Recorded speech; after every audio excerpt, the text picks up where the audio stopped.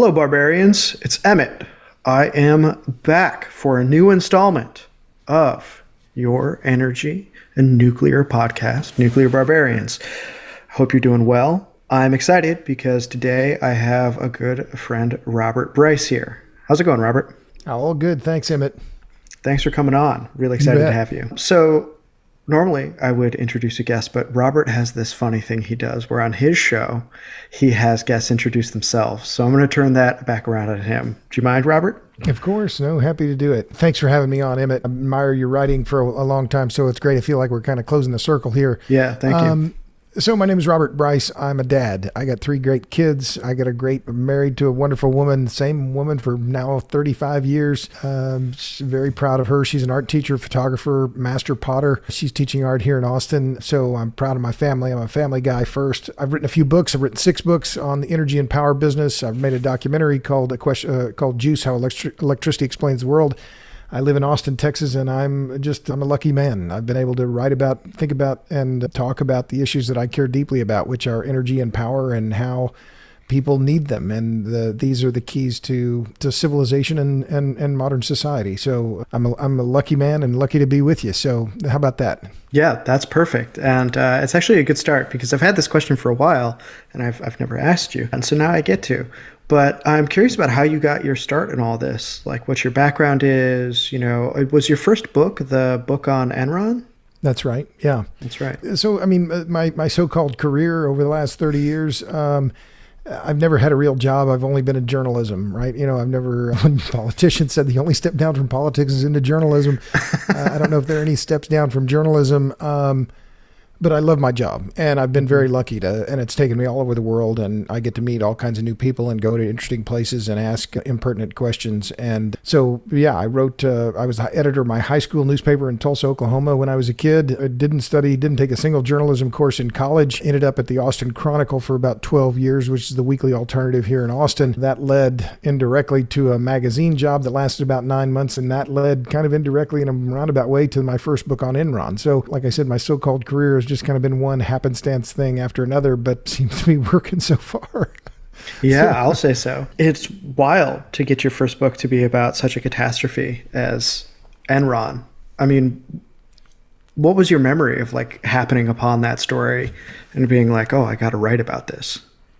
Well, again, you know, it's one of these cases where right place, right time, you know, a little luck and being, you know, knowing a few people. When I was writing for the Austin Chronicle, I was also doing some freelance work for the Christian Science Monitor. So during that time frame, I wrote a short piece for the Monitor about lending overseas, private, a federal agency was lending. And I mentioned Enron. And when I was writing for a technology magazine in 2001, before September 11th. In fact, it was one of their last issues that they published. It was called Interactive Week. I wrote a long piece about Enron, which, if you remember, they had an outfit. It was part of their business called Enron Online. Mm-hmm. And they had a massive online auction system where they were buying and selling electricity contracts, gas, futures, and Panamax shipping container. I mean, they were trying to make a market in virtually everything.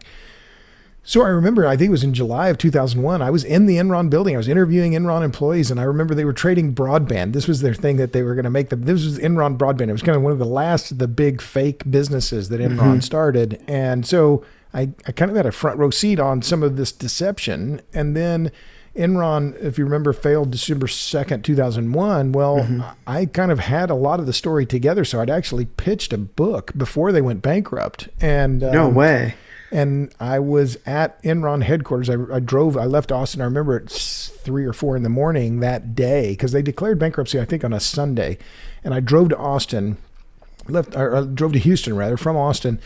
Left Austin, and like I said, like 3 or 4 in the morning. So I was outside the Enron building when people were walking out carrying their belongings. The people had been fired. So, and then I wrote the book in about 6 or 7 months, and it came out in October of 2002. It was really the first book, first serious book, I would say, on what happened at Enron. And so, you know, it was the right place, right time. And now it's funny, I keep thinking about how that book led to other things, and it led to another book, but I'm still writing today about some of the things that Enron did back 25 years ago about liberalization of markets, deregulation, et cetera, all are in play today. Yeah, I was about to say, like, what are some of the, I mean, aside from obviously liberalization, deregulation, those things. I was thinking about Enron the other day because I live in California. So I do a lot of thinking about CAISO and Sure. how our grid operates over here. And they famously ran the table over here very brutally. Right. And it led to a lot of blackouts. What are the most durable elements of the Enron scandal or legacy that you see today? And how are they playing out? Well, that's an interesting question. I hadn't thought about it in those terms, but if you recall, when Enron failed, it was the largest corporate bankruptcy to that point in American history. Mm-hmm. And this was a company that, if memory serves, I think for 7 years in a row, was voted the most admired company in America. So they were killing it. It was... This was a company that could do no wrong. Ken Lay was the toast of Wall Street. He was the toast of Houston.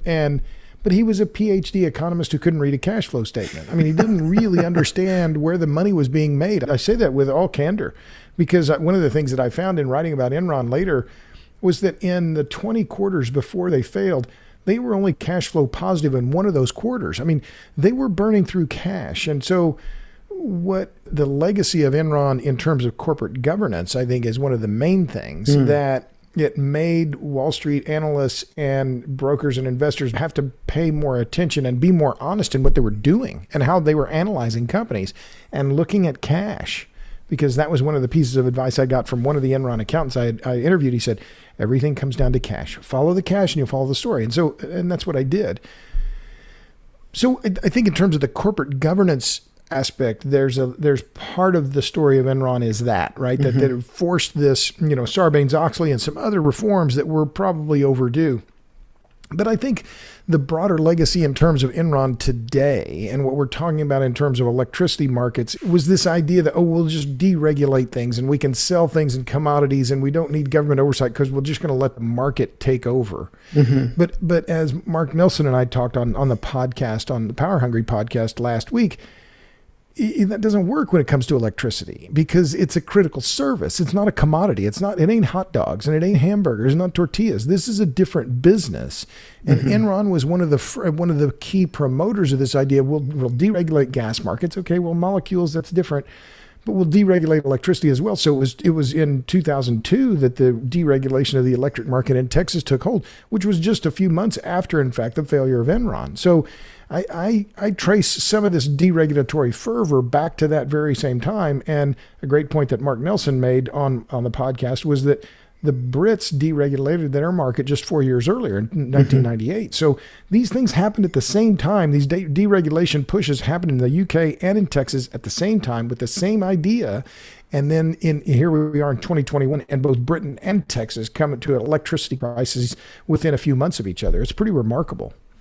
It is. I mean, God, especially with what's happening in the UK right now, it's just really... It's a disaster. I mean, it's frightening, right? It's just, there's no other way to put it. It's just downright frightening. I wouldn't wish it on my worst enemy, And we could see thousands of people die this winter. I mean, because of lack of gas. And, and the thing that, I have no joy in being right here, but I've been saying it for years, you can't run the world on renewables. And so now the chickens, unfortunately, are coming home to roost, to really mix the metaphors here, but it's going to have real human consequences. And that's the part that I think it may be the thing that has to happen, but I'm shuddering already to think about what the implications and what those final results could be. Mm-hmm. Yeah, me too. I was talking to a friend before I hopped on here who's very plugged into the political world, and the thing he said is, I'm worried we're re-entering Carter territory here in terms of the energy crises of the 70s. Now, I don't know if we are per se, but I think that certain countries will be forced to make important decisions about how they've been doing things and how they want to do them later. Yeah. Well, I think it's interesting too. I mean, since we're talking about Europe, is that, Emmanuel Macron just in the last few days is saying, oh, well, nuclear, suddenly we're all in favor of nuclear, right? It was, yeah. This took, it may have taken a crisis for the Europeans to understand you rely too heavily on gas at your extreme peril. Mm-hmm. And I think that it also proves, I've probably sold more of Meredith Angwin's books than I've sold of my own. But I'm not complaining, but her crystallization of the ideas about the fragility of the grid around the fatal trifecta too much reliance on imports, too much reliance on just-in-time gas, and too much reliance on renewables. It's the perfect summation of what is happening in Britain and in the broader UK now.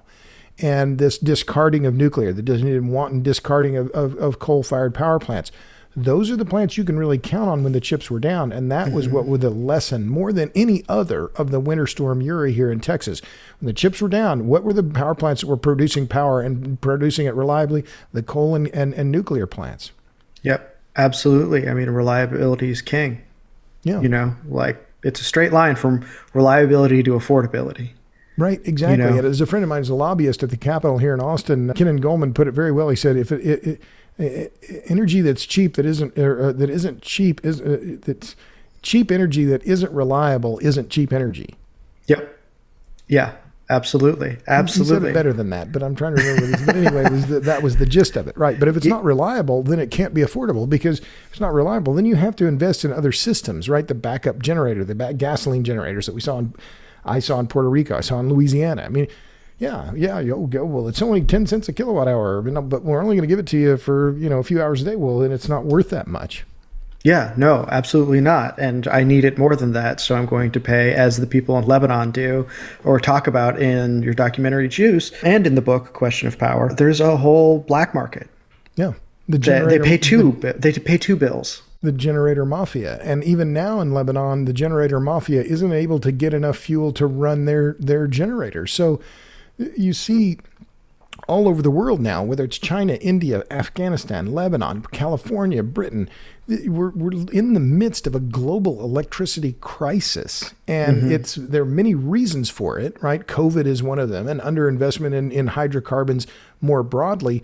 But for Europe and California, it's particularly clear it was this mania toward renewables and no understanding at the fundamental level by policymakers of the points that you've made very well about the importance of the grid as the commons, the importance of the electric grid as the essential network for society. As you said, very well, and I'm going to use that line. I've quoted you. There's no such thing as a wealthy country with a weak electric grid. It just doesn't exist. Yeah, no, it's true. It's true. You weaken your grid at your own peril. I think, here's what's worrying to me. So I've been paying attention to some of what's going on in FERC meetings because I'm trying to understand more fully the grid. Now, I'm just a beginner, right? Sure. And I'm not initiated in this stuff at all. So I have to learn all sorts of new technical jargon and stuff like that. But I get some fundamentals. Yeah. And what worries me is when someone like the Commissioner Clements, when she says, well, there's no past study that says that we can't do this renewables experiment. Reliability isn't an issue. And I worry about that because, first of all, I wonder what those studies are. They could be those wonderful, mysterious input modeling that is real Feyerabedian crank stuff. Or she does not understand that the way we're doing things now with these big renewables build-outs changes what before means, right? Because we are no longer doing things the way they were done before because they so fundamentally alter our grid by bringing in increasing volatility and unreliability. Right. Well, I'll feed back one idea to you, and it's something I've said many times now because I've had a front row seat on some of this. And believe me, when it comes to FERC and the grid, I feel like a rank beginner as well. I mean, and I say that with no false humility. It is such a complex system. Incredibly complex. You have the regional transmission organizations, which of course Meredith Angwin has written about so well. You have the state PUCs. You have the balancing authorities. You have the state PUCs. You have all these different federally sponsored entities. You have the co-ops. And then you have the cooperatives. And then you have the publicly owned power producers. So you have roughly 900 cooperatives, 2,000 publicly owned electric utilities, a couple of hundred investor-owned utilities. You have the government-sponsored entities. You're talking about over 3,000 different electricity providers when you add it all up. And somehow they are all working together or somehow making it all work in an incredibly complex machine. And so how the federal government then interacts and oversees all of this. And then you have the high voltage transmission electric systems with the bulk power systems. all of these are supposed to work together. And we've, frankly, I would say we've just been damn lucky so far that we haven't had a massive failure that has been a sustained one. I mean, we had, massive failure here in Texas, but it's a wonder that it works at all. I mean, truly, it is truly a wonder that it works at all. Yeah. And it's the world's largest machine, as you lay out in your book. Right. So the question is, well, now where does it go? And and this is one of the things that I think about a lot is, how do I play my role, or how do I convince policymakers, you've got to get this right. And you have to understand what you're dealing with here isn't a commodity, it's a critical service. And to change that thinking is difficult, I think, because, and it feeds back to this, what we were talking about earlier about deregulation, Emmett, is that how was it that renewables were allowed and in many cases encouraged to get such their stake in the market? It was the deregulation of the systems. Otherwise, they would have never grown to the scale that they have. Yeah, it seems like it was a combination of deregulation there and then encouragement through subsidy. Right. Which really helped. I think a lot of people think that if you've deregulated something, like subsidies aren't going to play a role for some reason, but that's not how it worked here, and it's not how it continues to work. So I like that you talked about changing people's minds, because you have, as you said, written a number of books, put out a documentary. I wanted to ask you, because in your documentary, you talk about how you used to be anti-nuclear in your earlier days. I wanted to talk to you about what were like epiphany moments, or how has your mind changed over the course of your career around energy? Yeah, thanks. Well, as my dad used to say, too soon old, too late smart. You get older and you learn. I guess that's part of it, and at a fundamental. But I'll give credit also to Jesse Ausubel, who was on the podcast this week, and a person I have a great regard for, who made me understand the issue of power density. And that this is the key issue, that when you talk about energy and power systems, what's the footprint? What is the power flow from a given area, volume, or mass? And that one physics metric then determines so much of what comes after. And so what Jesse's piece that he published, I think 2007, in Renewable and Nuclear Heresies, it made me understand energy and power systems in a new way. That footprint matters, because the lower the power density, the higher the resource intensity. And therein is the crux of what we're seeing now all over the world, is that this idea, we'll just build a whole bunch of renewables. Well, where the hell are you going to put them? When you've got places like California, New York, even Iowa today, you can't build new wind projects. You just can't do it. And this summer alone, you've seen huge solar projects in Pennsylvania, in Montana, in Nevada, all of them rejected by local communities.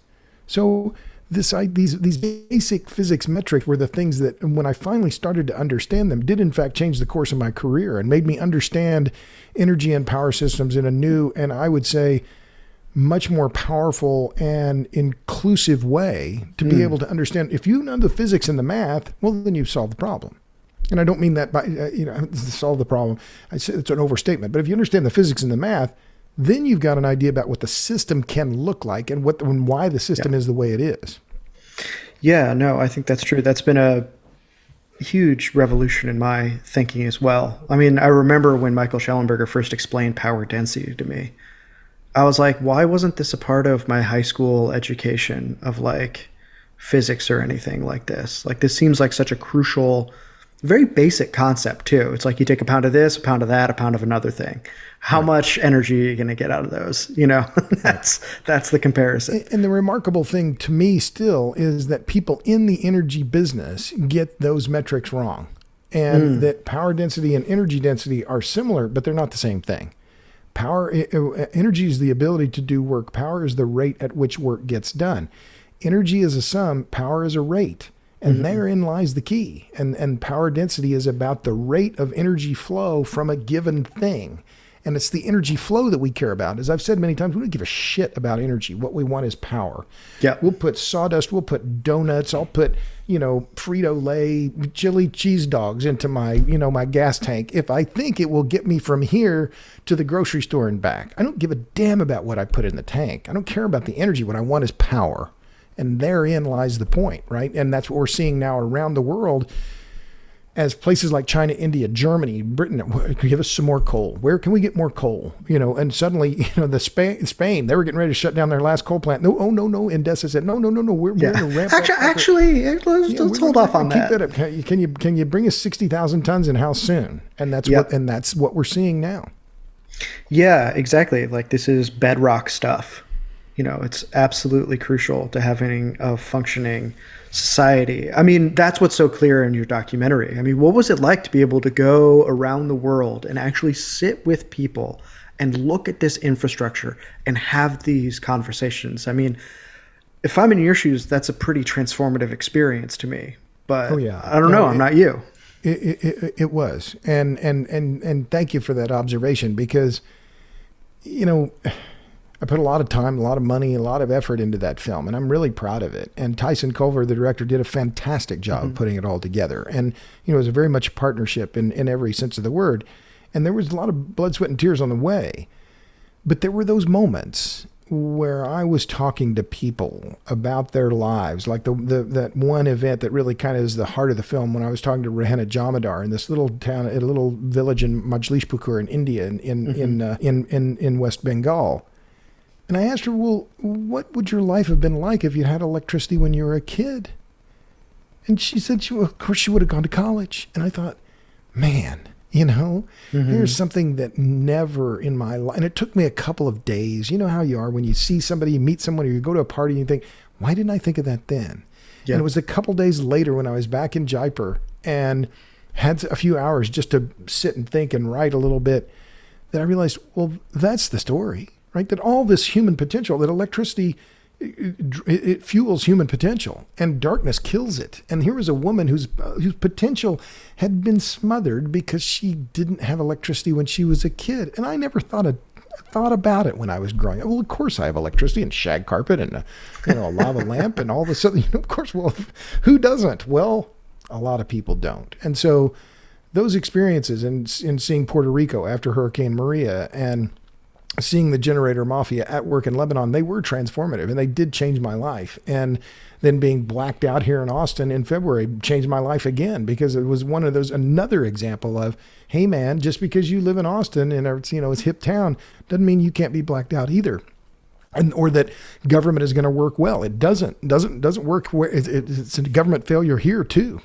Mm-hmm.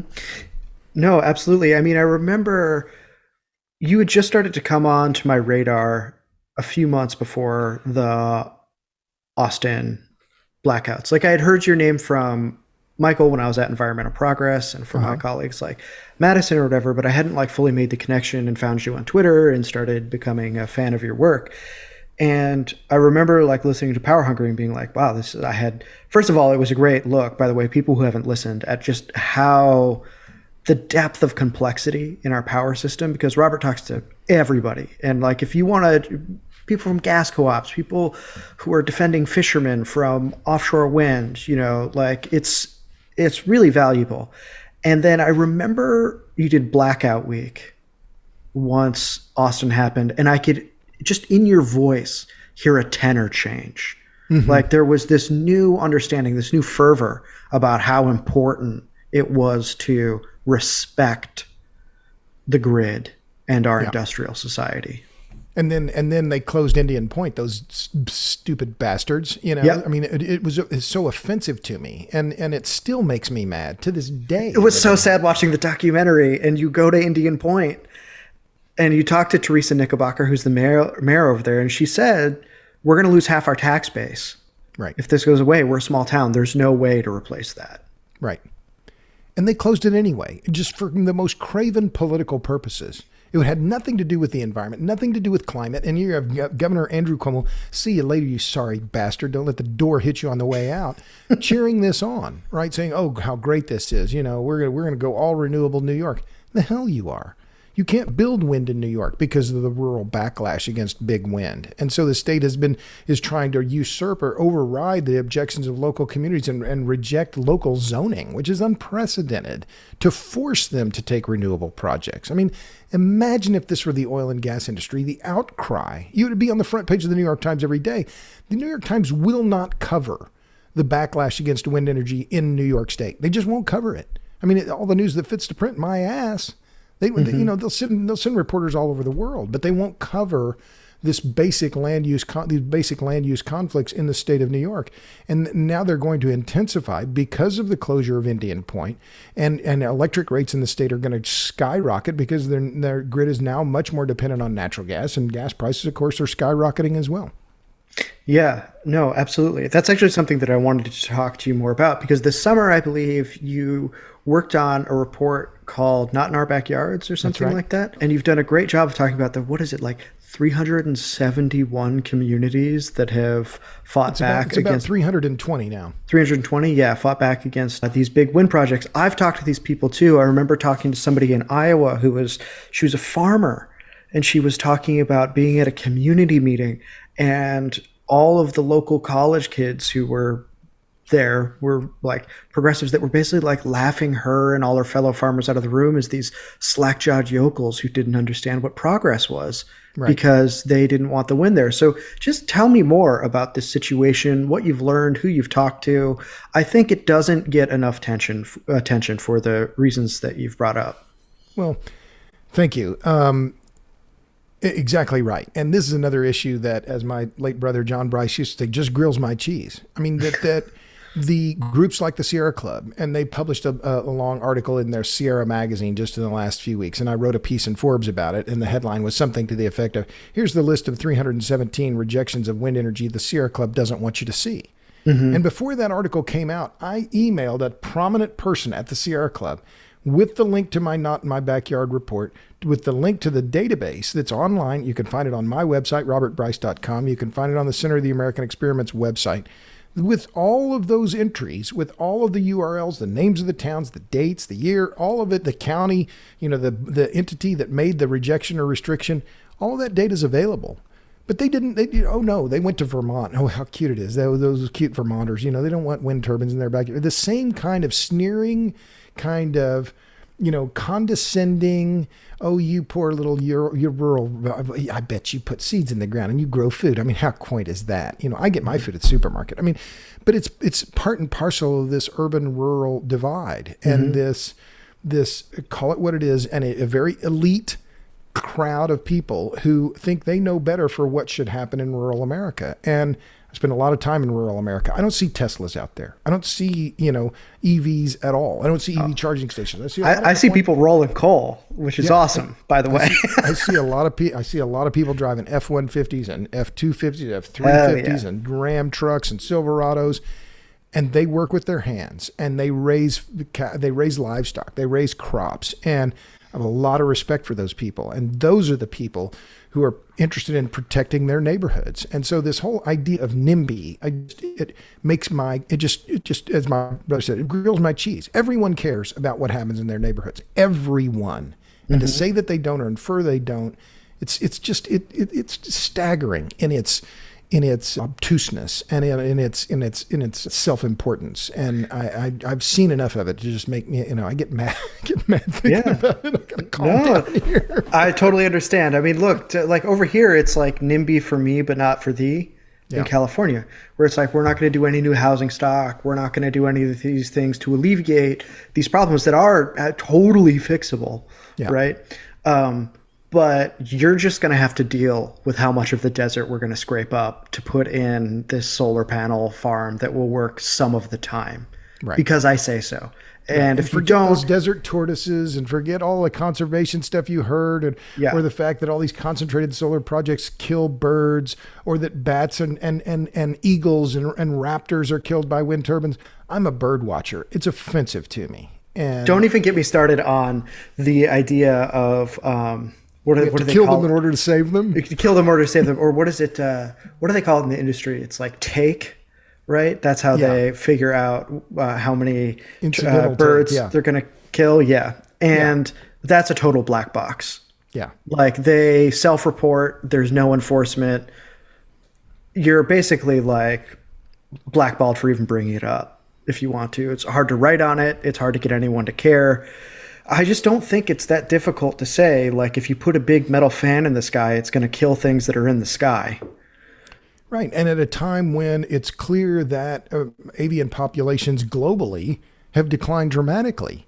And I say this as someone who's I've been a bird watcher for 30 years, and it's one of the joys of my life. And it's funny, I put out a newsletter every Friday, and I love the bird watching part. I love it. It's free, and to me, it's one of those things. Well, this is me. This is authentically me, and I get as much response from the people on my list, and it's 16 or 1,700 names, responding to the bird watching stuff as anything about the energy and power stuff.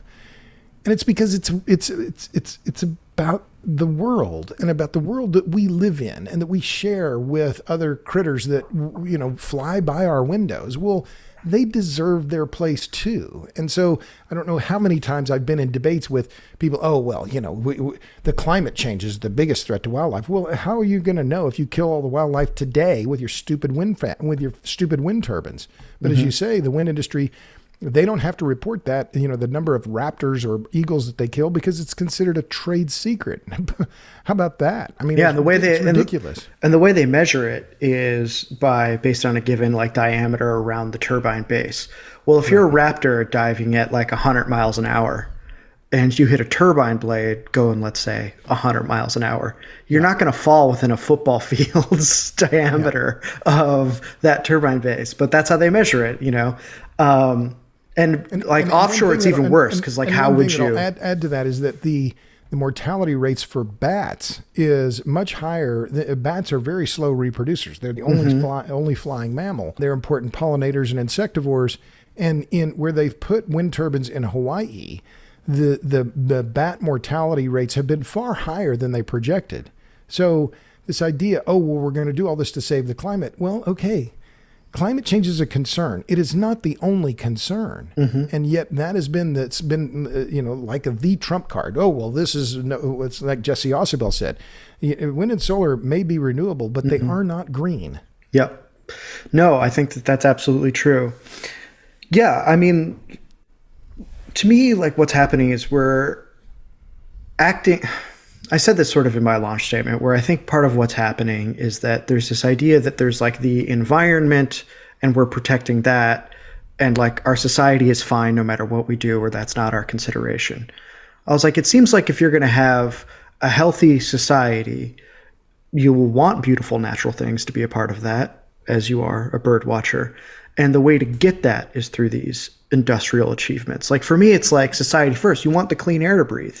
You want nuclear, baby, And before that, you want fossil fuels, right? So that you can have the infrastructure to do other things. I mean, looking at what it's like without that in America is shocking. And I think it never stops being shocking, because you were just in Louisiana, right? Right. Last month. Yeah. Tell me about that. What was that like? Well, it was kind of a harebrained scheme, to be honest. Yeah. But my colleague Tyson Culver and I started work on another film because we didn't lose enough money on the first one. Hurricane Ida hit Louisiana in early September. So I think it was September 15th. We decided, Tropical Storm Nicholas was coming, and we thought, well, let's try and get there before the tropical storm. And let's see, let's do some interviews, because there were still at that point, I think there were 250,000 people in Louisiana still didn't have power. Yeah, it was a huge amount. And it had been 2 weeks. And so we went to New Orleans. We interviewed the Jefferson Parish coroner about a family that had died from carbon monoxide poisoning because they put their electric generator too close to the house. It was a brand new generator. It was the first time they ever used it. And 3 of them, they put it too close to the house, and they woke up dead. I mean, heart-wrenching. But it was another example of what people will do. I mean, it was kind of the iron law of electricity. People will do whatever they have to do to get the electricity they need. And unfortunately, these people, God bless them, they didn't understand. And they died of ignorance. And I don't mean that in any condescending way. They literally just didn't know. They didn't know what they didn't know. And so the fumes from the exhaust fumes went up into the attic and the eaves over their building and came down, and it's heartbreaking. But this is this is the way the world is in areas where the power goes out. And when the power goes out, people die. And that was what we knew to expect when we went to Louisiana. And we went to Terrebonne Parish, which it was one of the hardest hit areas. And there was damage everywhere.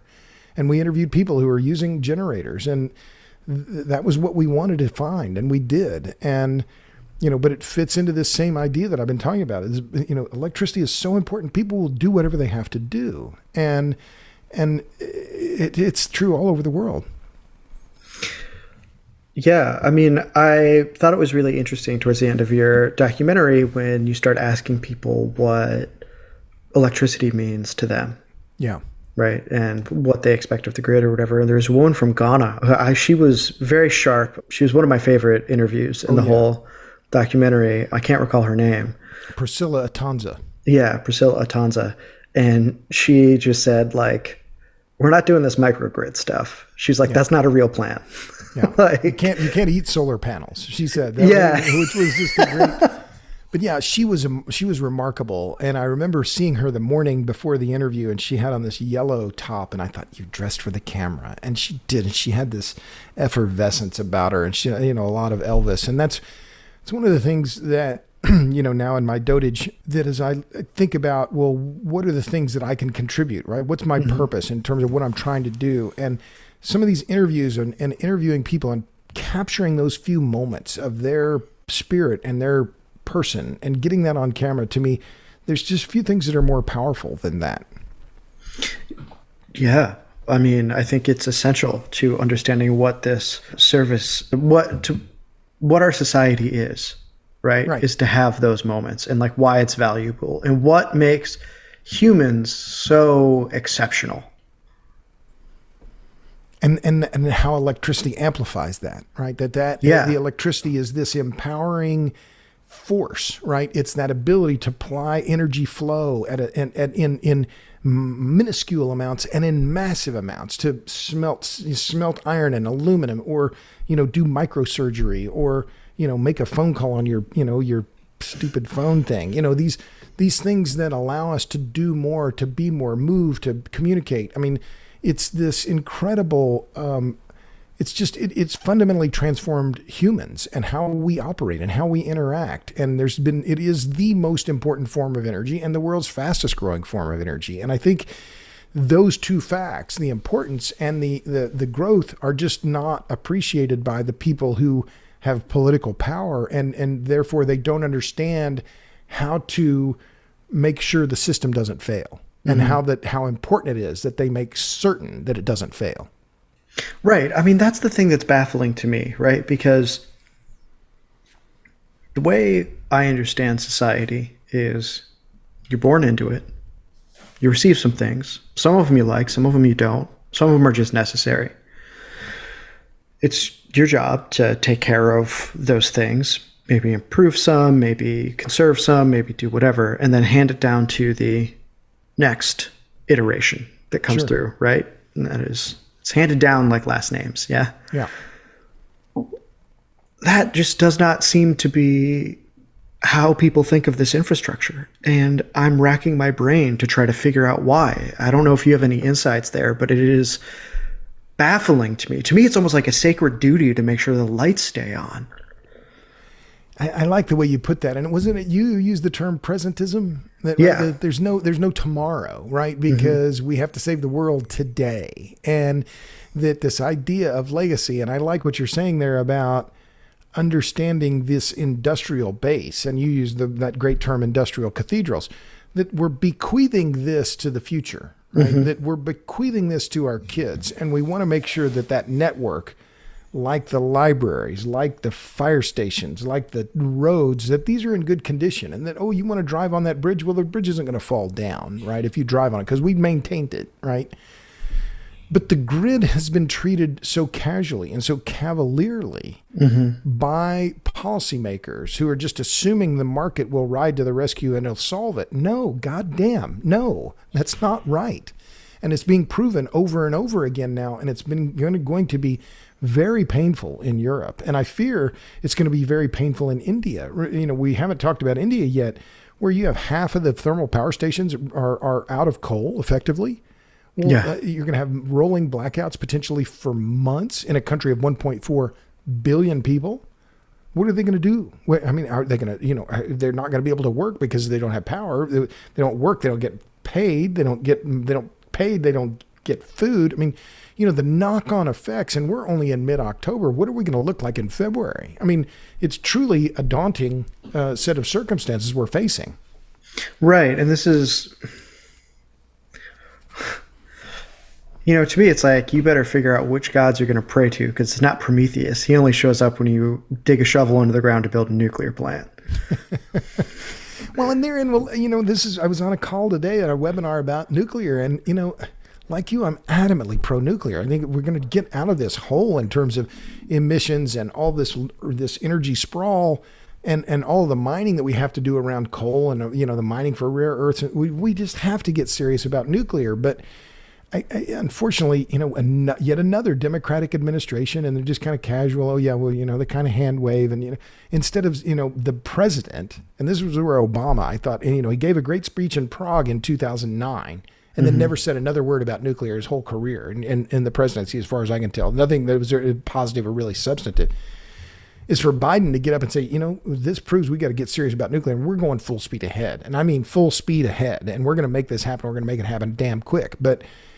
It's just not going to happen because you have these anti-nuclear people at the top end of the Biden administration, including Gina McCarthy, who I hold responsible directly for the closure of Indian Point. That is her same. fault. And I will hold her responsible for Diablo Canyon if it closes as well.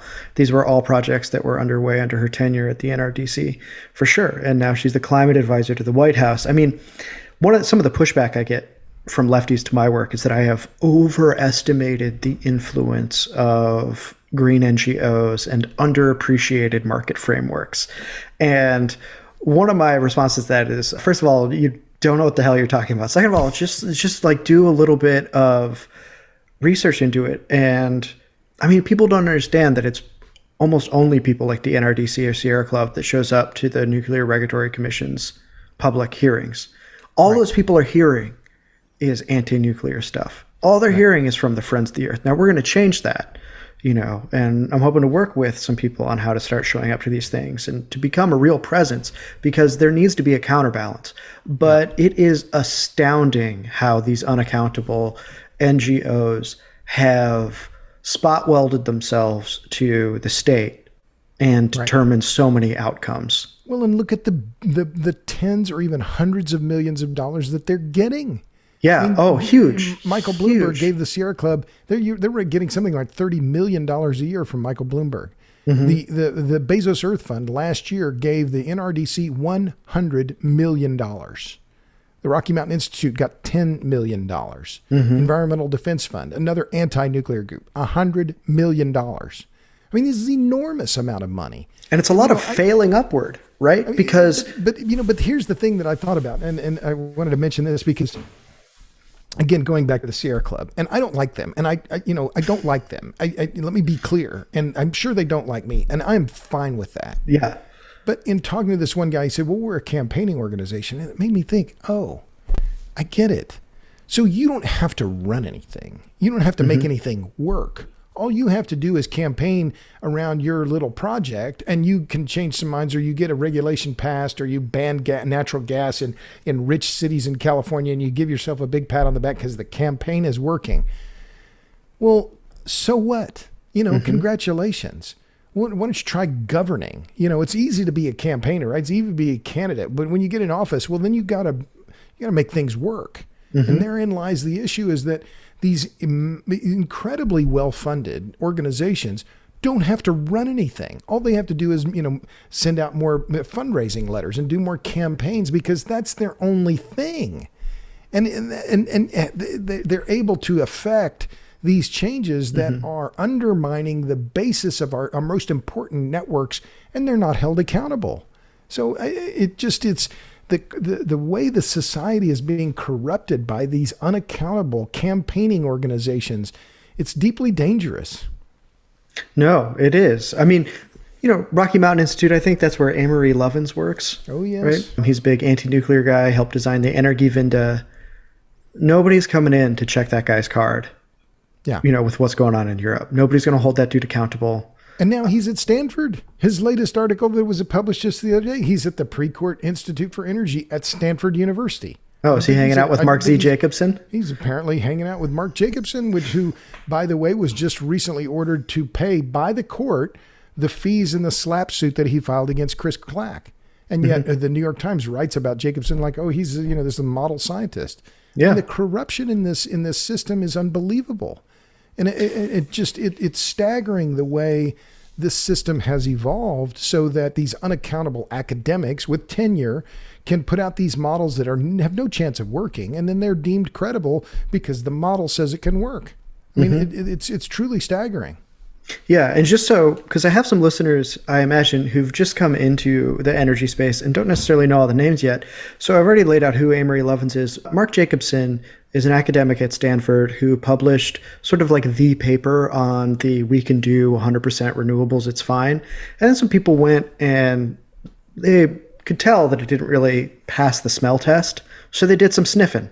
And they found out that he had overestimated the capability and also just like the locations of where we could build hydro by orders of magnitude to the extent where it undermined the entire paper that Jacobson had published. His response to that was to sue them for, I think, like defamation or something like that. A $10 million defamation case against the National Academy of Sciences, the proceedings of the National Academy of Sciences, and a mathematician, a PhD mathematician in Colorado named Chris Clack. There were 21 co-authors or 22 co-authors of the paper that was the takedown of Jacobson's work. He only sued one of them. And the one that he sued didn't have any other affiliations, wasn't part of a university or somebody else that would defend him.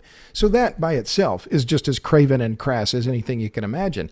And then he files this $10 million lawsuit, and then a few months later he withdraws it. Well, so now the court in Washington, D.C. has ordered him to pay the legal fees. And I was just looking, in fact, at the at the most recent pleading in that case. So this guy's dragged it out. Well, why hasn't he been condemned by other academics? I mean, this is unprecedented to file a slap suit like this. And by the way, slap suits are illegal in the United States. And the court found that it was, in fact, a strategic lawsuit against public participation.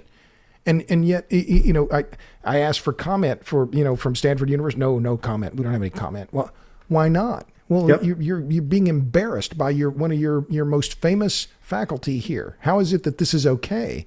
That he's trying to limit speech, and you think this is fine? I don't. I think it's abhorrent. Yeah, exactly. I mean, the realm of consequences seems to be really shifted here. I mean, all of this corruption and all of this stuff aside, what's happening now that is giving you hope? Not optimism, right? That's a different thing, but hope. Well, I hate to say it in these terms, but I think it is that the world is looking at down the barrel of a energy crisis that is going to affect millions of people, and that I guess it was bound to come. And what I hope is that the sanity can prevail in the near term to prevent a mass casualty event.